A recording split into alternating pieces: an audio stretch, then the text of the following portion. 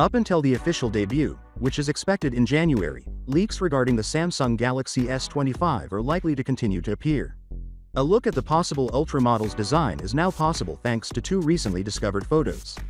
The Galaxy S25 Ultra is expected to have a more rounded design that makes it more pleasant to handle next year, as has previously been reported.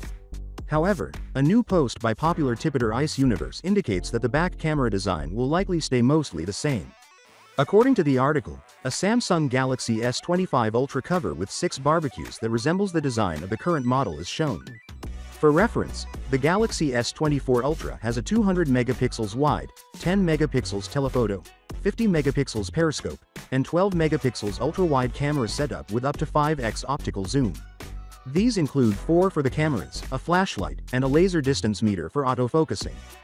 This leak indicates that the general design of the Galaxy S25 Ultra will not change, despite speculations about possible improvements to certain of these cameras.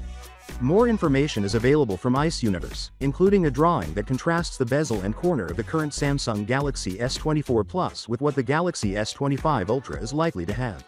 This side-by-side comparison illustrates how the two models' designs vary.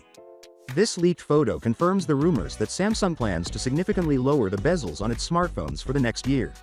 For comparison, it also displays the rounded corner design that we previously spoke about. There aren't many changes to the Galaxy S25 Ultra's back compared to earlier leaked models. As is often the case, there is more information available on the Ultra model than the normal and Plus variants, but generally, the shape and appearance seem more in line with the other models in the series.